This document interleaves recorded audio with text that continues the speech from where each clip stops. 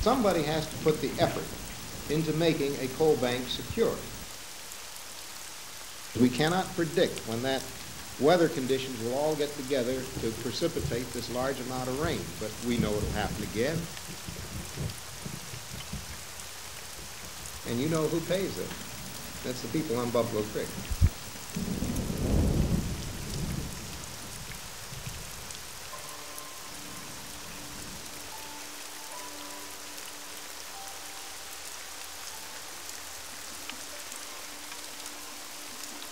Shortly after 8 a.m. on the morning of February 26, 1972, coal slurry impoundment number 3 on Buffalo Creek in Logan County burst, releasing 132 million gallons of thick black water onto many unsuspecting residents below. Heavy rains in the days leading up to the disaster had filled the coal refuse dam to overflow capacity and weakened its walls. Once the walls were breached and the dam broke, residents had little warning as black slurry came gushing down the valley at 20 feet per second. For the next 3 hours, the torrent flowed through 17 communities, obliterating everything in its path before reaching the Guyandotte River at the community of Man. Families scurried from their homes and clung to hillsides in hopes of escaping the raging current. 125 people weren't so fortunate. When the water finally began to recede, Buffalo Creek had been destroyed, and life for the 5,000 residents of the valley would never be the same again. I've not wrote anything about the flood after this. You know, I think it says it all, pretty much. I don't know if I'll write anything else about the flood or not, you know. It's Friday late on the summer side of this West Virginia town, wishing it was another West Virginia town. Maybe on some other West Virginia riverbank. Riverbank beautiful as autumn in your mind. Here in this $75 room, I remember things and more things. I've forgotten nothing. My thoughts are as clear as the empty vodka bottle on my windowsill. I remember a dusty afternoon lunch in the churchyard 10 years ago. Every detail as close as it can be to me. My thoughts run ragged, one right after another, like seconds and minutes that turn into hours and days. Thoughts and thoughts that turn into nightmares. The point in your life where thoughts take the place of time passing. That old license plate on the wall calls out a past best forgotten, and I've forgotten now some names of those I knew, some faces of misplaced people. Those people are lost to me, and I've forgotten a Friday night rain and a Saturday morning pain. No particular Saturday morning. I said I'd forgotten that. I can't remember the dead dogs I pulled out of the mud in houses, wishing and hoping and good God above praying it wasn't some child still warm yet stiff from the mud. I said I can't remember the watermarks on houses condemned and the watermarks on people condemned and the watermarks zigzagging the mountainsides for 10 miles down the hollers. I've forgotten the story of poor Ms. Withrow buried to the neck for hours and saying a prayer thanking the good Lord she had survived, telling the sickened workers not to worry, she was warm, God had taken care of her while she waited. And I've forgotten the look in Mr. Johnson's eyes on that Saturday morning, the way he stared at me laying down in that rubble like that, genitals torn completely off his naked, tormented body. It showed in his eyes when I shook him, asking for an answer. I swear it did. And I swear, damn it, I can't forget, not this late at night. I heard the phone jingling. I woke up and I saw all my neighbors running all around up there, and I looked out the front door and I saw the water coming. I grabbed the baby and woke up Randy, and we grabbed a blanket and a house coat, and out the back door we went. By that time water was knee deep. We were standing on the tracks and water was going all around us. And have you been back home? No, we stayed up there the first night.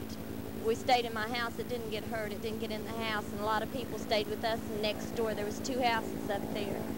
And we had plenty of food, and we had a fire in our fireplace. And we had some drinking water we were boiling. And then we came out yesterday morning about 8:30. My dad and brother's still up there looking for my mom. We haven't heard anything from her. We heard that she might be over in Madison in a hospital, but we don't know anything How about would you it. describe the spirit of the people, your neighbors, at this point? Everybody was helping everybody.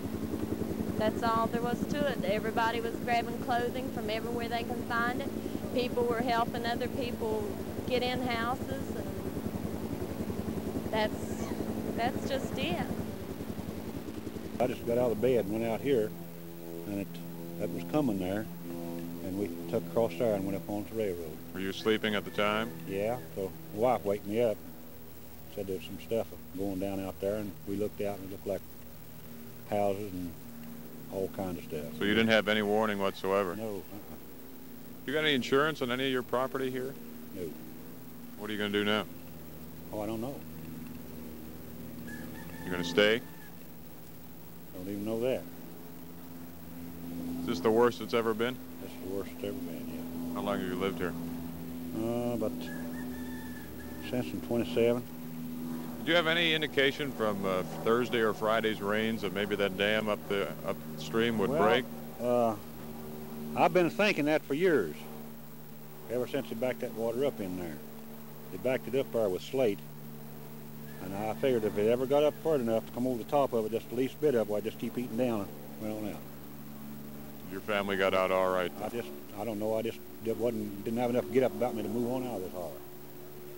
Does it console you at all that you'll have free housing? Do you think you'll rebuild here, or stay here? I won't move that holler. I'll never go back up there. Where will you go? I don't know.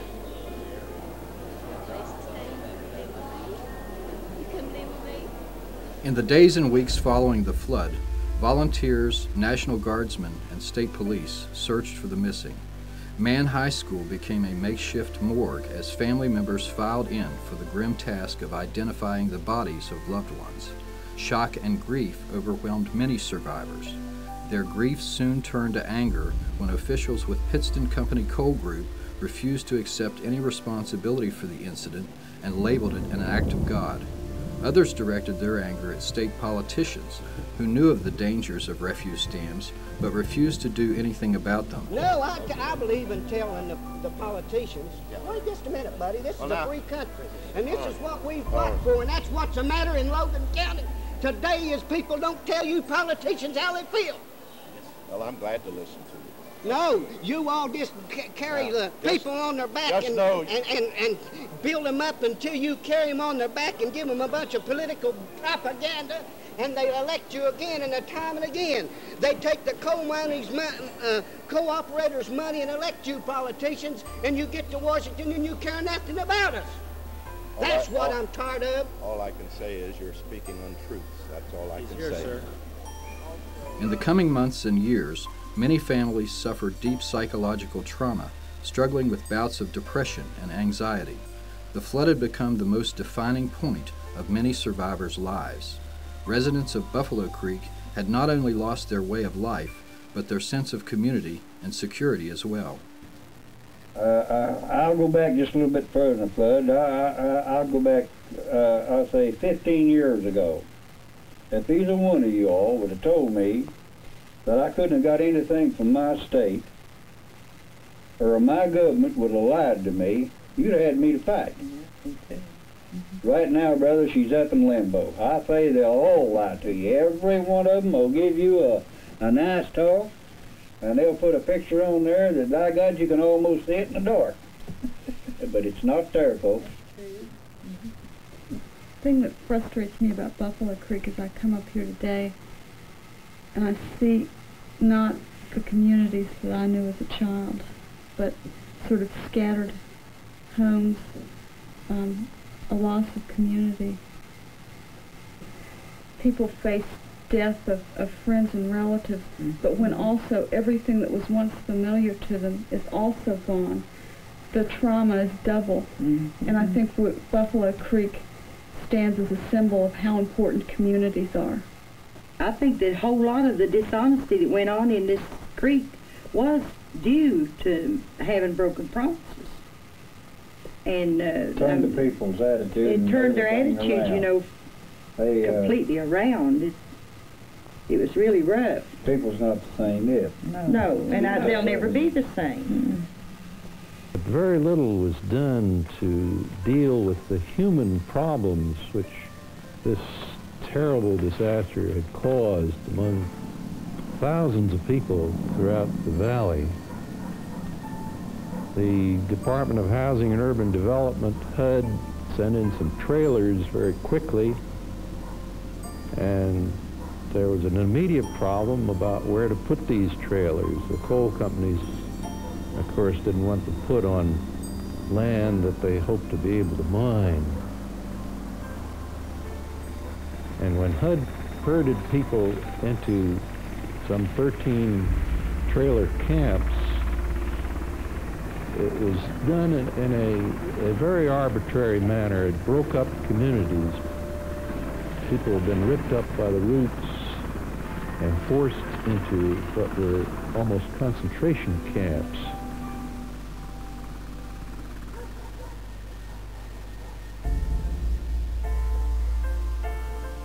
I lived at the Ackerville Trailer Park.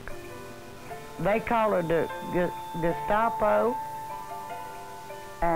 The one at Green Valley, they called it Little Peyton Place. They never could keep track of their children. People was distrustful. They see no peace, no rest. They put strangers in them head trailers among our people that we didn't know. It was frightful. And you'd hear mothers cry and worry and wonder when they was going to get to go back on their property. You see, that wasn't home to them. And they couldn't look into the future. They didn't have nothing to look to. Even though we had strongly suggested on the relocation to keep the natural groupings together as much as possible, but apparently they were just haphazardly placed, and the people who had lived together for years and their fathers and forefathers had all lived closely together were disbanded, broken up. They were put next to strangers. They had no one that they could really risk themselves with and to talk with, to share the common feelings, and they felt like they were alone in the world. And then, unfortunately, it'll take, in my opinion again, probably 2 generations for them really to resolve all the anxiety that has lingered on.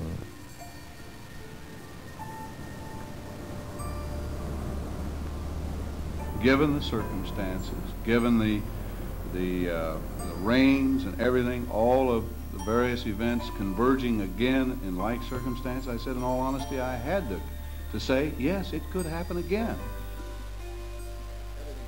Besides the 125 people who died on Buffalo Creek that day, nearly 4,000 others lost their homes.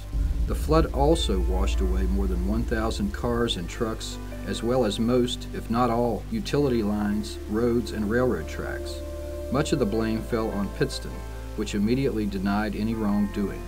In November of 1972, a grand jury declined to issue any indictments against Pittston operators. However, several groups did file successful lawsuits against the coal company and received various amounts of reparations. The state of West Virginia also sued Pittston for $100 million, but just 3 days before Governor Arch Moore left office, he settled the case for $1 million. We have 2 pots of roses, and we'd like to present a rose to each of you that is representing your families in remembrance of Mike Hanks, Robert A. Murray, Thomas Benatter, Leonard E. Butcher, Grady Michael Wall, Frank Lee Workman Sr., Kimberly K. Bailey, Augustin Miller, Sylvia Albright, Mary B. Markham, Goldie Marie Sibley, Alicia Dempsey, Danetta Lynn Lester, Thelma Dillon, Wendell Dallas Osborne, Edith Blankenship, and Lillian Carter. Anita Owen Smith, Herbert Peters, Diana McCoy, Kimberly McCoy, Harold Dillon, Mary Waugh, Kathy Waugh.